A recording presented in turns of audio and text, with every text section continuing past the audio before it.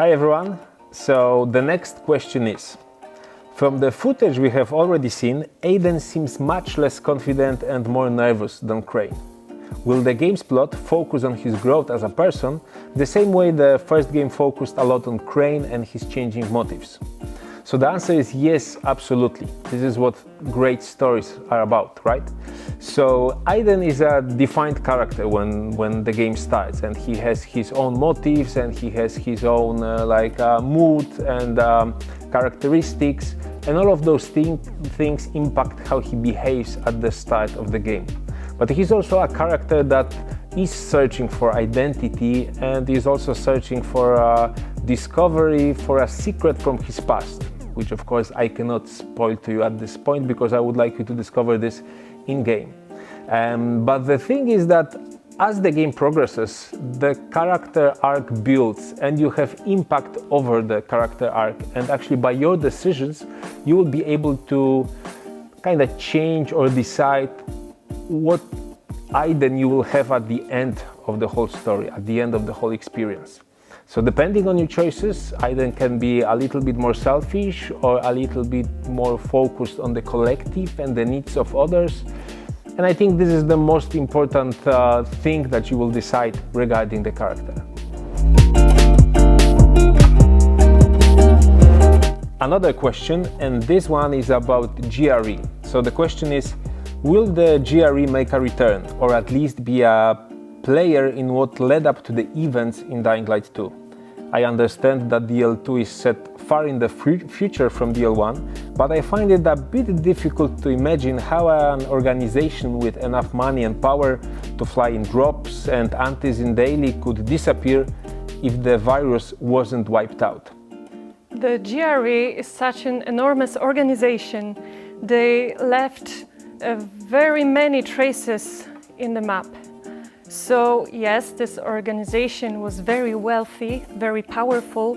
So imagine what can you find when looking for those traces? So yes, GRE is making a return in Dying Light 2, and it will play a very important part in the overall world building of the game. So you will see plenty of bits and pieces and collectibles and notes and references to what happened to GRE and basically how it connects and what role it plays in the events between Dying Light 1 and Dying Light 2. Another thing is that you will also encounter a lot of GRE related stuff in the game, and actually there will be even open world activities built around you discovering and exploring abandoned GRE labs and quarantine areas. So if you are really interested in the backstory of GRE, you will have a lot of places where you will be able to learn it.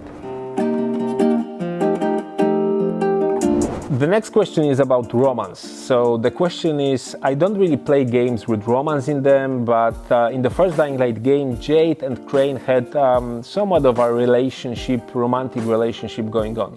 So can we expect to see something along the same lines for Dying Light 2?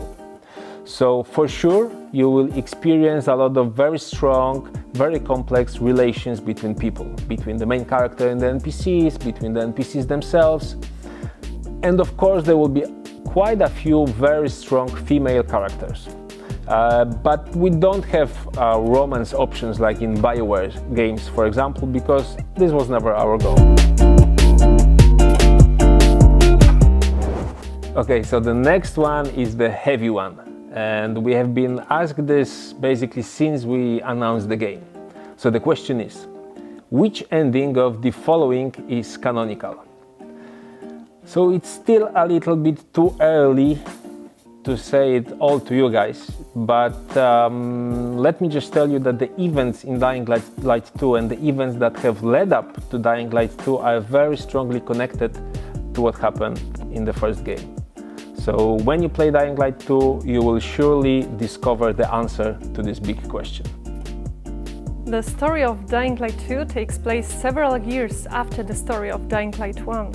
Kyle Crane was such an important person in all the events that happened in Dying Light 1, so he must have left at least an impact of what will happen in Dying Light 2.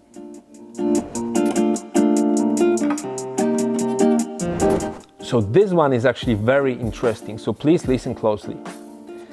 Will it be possible to recreate the technology and the government, or perhaps people will be doomed to live in the modern dark ages for a long time? So the question is straight and simple. We don't want to give you an option to rebuild the government and technology and community as we know it today. Why? Because to be honest, we thought that would actually be quite boring. We know that stuff. There's no point in rebuilding this. What is more interesting to us is actually present our own vision of what the future could be after an apocalypse like this. So yes, you will stay in the modern dark ages we created, but as has been said quite a few times in this AMA, you will be able to shape the future by your decisions. So you will be able to decide what kind of buildings, what kind of structures, what kind of community will the place be after you finish the game. There goes another one, and this is another one that we have been asked since the first E3 when we announced the game. So the question is, will some characters from DL1 be returning in this game too? And if so, then can you name a few, or maybe it's confidential? So Dying Light 2 takes place in a completely different place and quite a lot of years after the events of the first one. So for this reason, you will not encounter any returning characters from the first game. But of course there will be quite a lot of references to what happened in the first game and also some of the characters. So please keep a close eye on what you will be able to find and discover in the game. Julia, could you tell us, will there be more open world events such as the airdrops from the first game? Yes, there will be a lot more open world events in Dying Light 2. Not only we will have the living world with encounters all over, but also you will be able to explore new locations such as GRE Quarantine or dark places. Oh, this is very, very important. It's about the factions in the game. So the question is, what can you say about the main factions in Dying Light 2? How do these two groups affect the entire city? So yes, there are two main factions in the Dying Light 2 world, and it's up to you to decide which one of those you want to side with. The thing about them is that their strategy to survival differs. So first of all, there are the peacekeepers, and these are the strong military types. So they focus mostly on combat. They want to kill all of the infected that are out there. So they build powerful weapons, they build powerful traps, and they work kind of like this military regime. The other faction is survivors, and they want to adapt, they just want to survive, so they adapt to the environment, building their communities, planting fields, and also investing and focusing on traversal. They don't fight that much, they just want to be able to travel the city easily and escape any threats. So if you side with them, you will start seeing more and more of their traversal helpers, and you will be able to use that as well. Of course, aside from the peacekeepers and the survivors, there are other groups in the city. The next important one is the renegades, and they are basically the bad guys.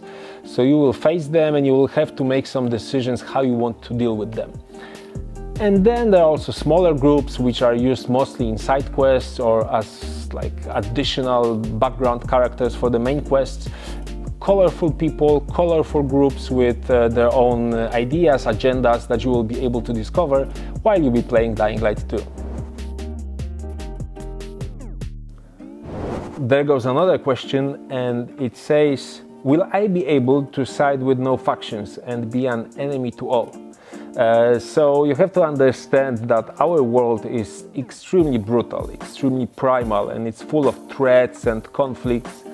So if you have no allies, you basically die very quickly. And we don't want you to die very quickly, and we also want you to make a decision. We also want you to make a statement. So a lone wolf option is not available. You will have to decide if you want to play with those guys or the other ones.